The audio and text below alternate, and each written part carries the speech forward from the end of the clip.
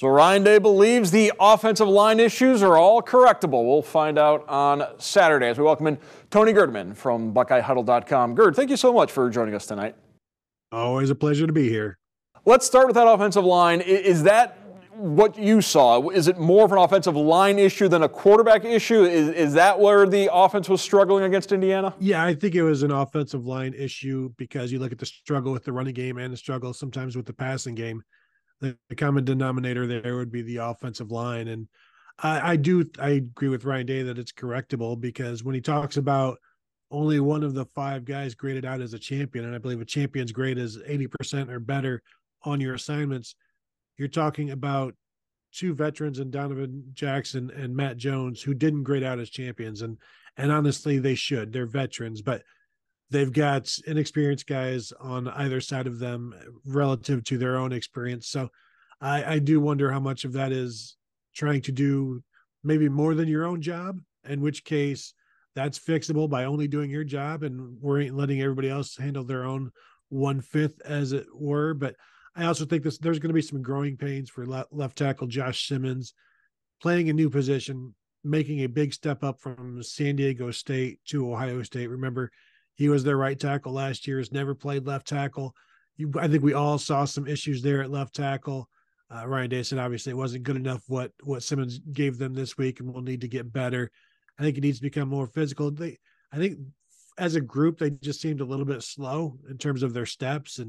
And you saw Andre Carter, the Indiana defensive end, shooting between blockers, and they just looked a little bit slower than they need to be. And so I think another week of just seeing what they did wrong, the film is going to help them correct some things. So I think, as Ryan Day said, it wasn't a matter of them just getting pushed around and bullied, and they don't have the ability, or the athleticism or anything like that to get things fixed. It's just a matter of execution at this point. From a narrow Northwest Ohio perspective, Luke Montgomery, the Findlay freshman, he did get into the game, 4 snaps, all in the 6th offensive lineman formation.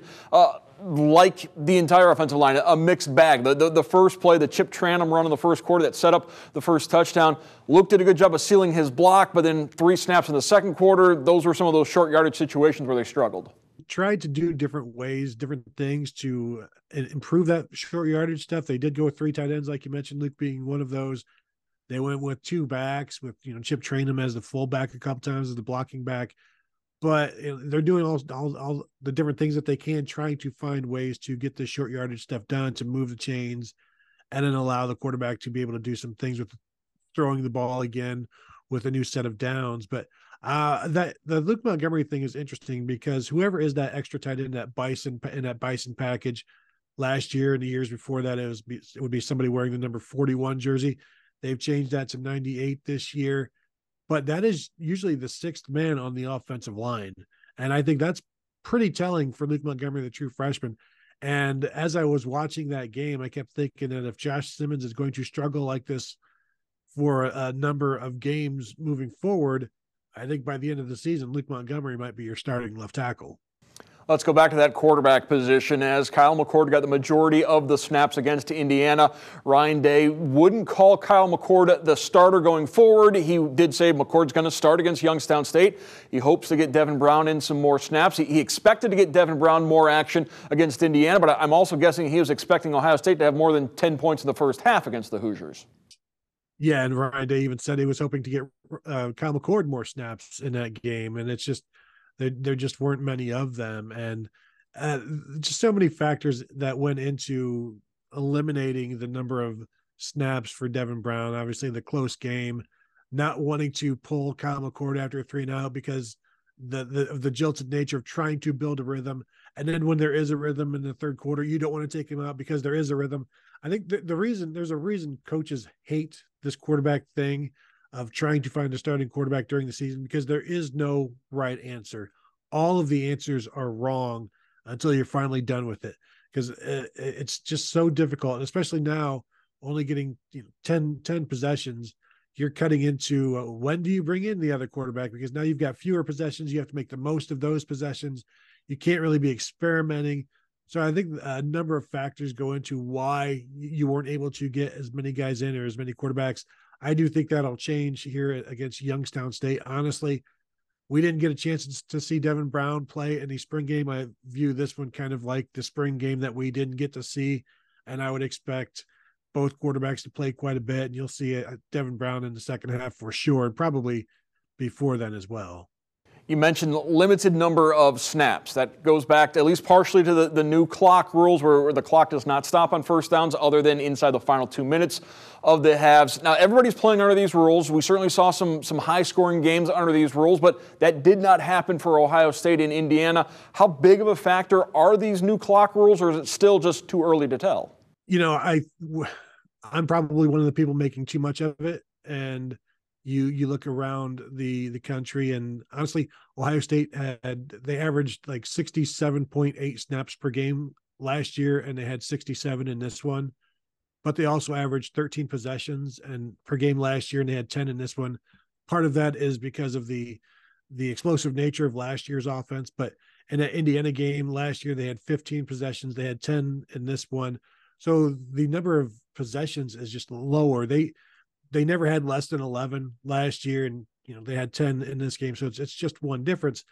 But this was, who's to say that there won't be a game where there's only 9 or 8 possessions? Because we saw plenty of games, saw a Michigan game where there are plenty of games going on right now where teams get 4 possessions and a half, and there are times in the past where you get 4 possessions and a quarter. And so now this becomes something that opponents can use to shorten the game. And even a defense like Ohio State that got off the field pretty quickly, you still saw the moving of the clock and how it's going to take something. It's going to take them time to get used to it. But as I asked Ryan Day, how do you keep from chasing possessions? And it's going to be interesting to watch how they do that when they're trying to get a second quarterback in there. They're trying. Even Jim Knowles said they'd like to get more guys in, but there weren't enough possessions to do that. And so I do wonder if this is going to be something like the 2006 clock rule that they got rid of after 1 year. But I also think this is along the lines of safety and expanded playoffs and things like that. So I think it's going to be tougher for them to retract this rule, which I have not heard anybody in favor of it on the football side of things. It's the other side of things, that the administrative side of things, where people I think are in favor of it. They've talked about safety, they talk about the expanded playoffs, but also it's expanded commercials. You've got these billion-dollar TV contracts. TV's got to sell more ad times to try to make up for some of that money, so that's part of that factor as well. You brought up Michigan. What's more impressive, what's less impressive? A 20-point road victory against a conference foe, or a 27-point home victory against a non-conference foe? Yeah, I think the most impressive thing is probably the thing that stands out the most. And I think over the weekend, if you look at both of those games, Ohio State's defense stood out, but J.J. McCarthy probably stood out more than anything else. And so that overshadowed the fact that Michigan ran the ball worse than Ohio State did against a worse opponent and a friendlier environment. So I think that's interesting. Michigan's offensive line had some issues. They weren't able to move the ball like they wanted. They were backed up on their own 2-yard line to start the game, and they ran 3 times rather than trying to throw the ball with their Heisman candidate quarterback. Blake Corum really had one good run, and that was about it. Donovan Edwards didn't get anything going. So I think anytime you get a win on the road in the Big Ten, take it, get out of Dodge. Don't worry about anything anybody else is saying. Just accept it, move on to the next one, and ask Clemson if they'd rather have a win at Duke or a loss. Indiana defensive coordinator Matt Guari last year was on the Ohio State staff as an analyst for Jim Knowles. Ryan Day downplayed that, didn't really think that was much of a reason why the Ohio State offense struggled against Indiana. Is that a fair assessment, or was there something for Indiana knowing a lot about the Ohio State offense?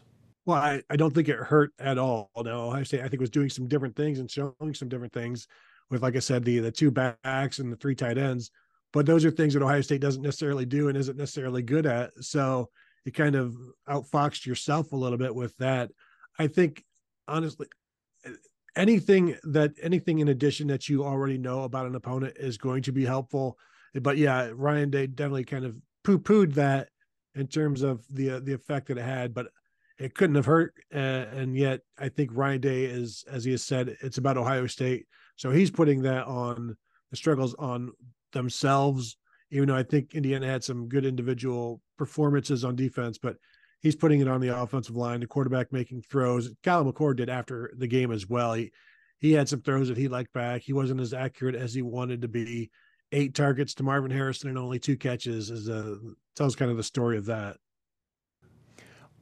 In 2014, Ohio State opened up against Navy. I asked Larry Johnson, is it better to face a triple option offense week 1 so that you can prepare all offseason for it and then forget all about it? And Larry Johnson said, no, it's never a good time to face a triple option offense. Ohio State went into Bloomington not expecting a triple option offense, and that's what they saw for a significant part of the game.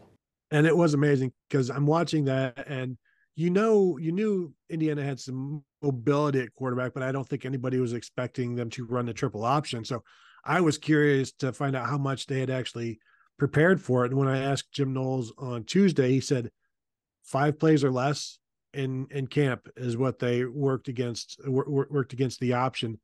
And I thought they handled it fantastically well. And as he said, he's like, I know how to defend it, but I have to relay that to the players, and the players have to be able to execute this within the confines of the defense.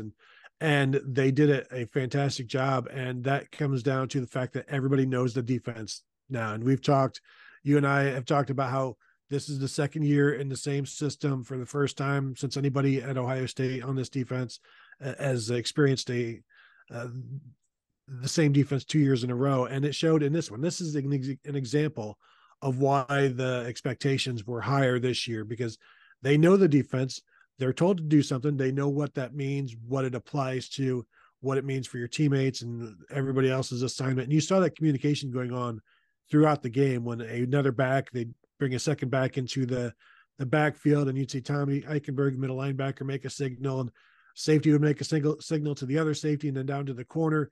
And so they would always have the pitch man covered, and they just did a really, really good job. And as Jim Knowles said, this is indicative of a defense that can adjust to whatever comes up against them.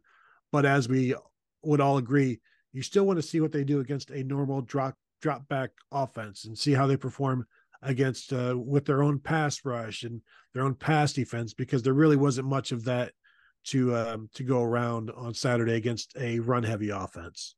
And I think that was one of the key things that Jim Knowles said, that let's pump the brakes a little bit. There are good indicators that the defense is what we want it to be, but you can't really base too much of what we saw against Indiana because of the nature of the opponent. Yeah, and I'll be fascinated to see what happens against Western Kentucky, because they will throw the ball around. They will test this Ohio State secondary. They will frustrate the Ohio State pass rush that can't quite get there in time. Quarterback that gets rid of the ball quickly. We'll see Sonny Styles tested like he has not been tested yet. You know, he played almost that entire game as a nickel. You see him on the edge. You see him as a Sam linebacker. One of the plays that on the rewatch, he was as a deep safety, had the receiver run right by him, and yet it was okay because the defensive line got to the quarterback before anything could happen. So that's not always going to be the case. Like, he's not always going to be bailed out by the defensive line or the guys in front of him. So he can't allow things like that to happen. So it'll be interesting to see how well he holds up, how much they have to protect him. They try to protect him. And so I'm fascinated to see just how he does. And Josh Proctor at free safety is another one. Consistency has been a huge issue for him. This kind of offense against Indiana was perfect for him because he's a downhill safety, which is fine until you need a downfield safety, which is what he's going to have to be. And that's been his bigger issue. So that'll be one to watch. Before they get to the FBS Hilltoppers, then FCS opponent this Saturday, perhaps the biggest question with the 1-0 Youngstown State Penguins coming to town, what's Jim Tressel going to do? Is it going to be one of those split jerseys that we see, like a split sweater vest? Yeah, there you go. With a penguin on one side and Brutus on the other. You know what? You can put that in the team shop and start selling that as well, the split sweater vest. It is just the 4th time since World War II that Ohio State has played an FCS opponent. They have won all 3 of those previous meetings, including 2 against Youngstown State. No reason to expect that will change on Saturday. I want to thank our guest, Tony Gerdeman from BuckeyeHuddle.com. Gerd, thank you so much. Thank you for having me.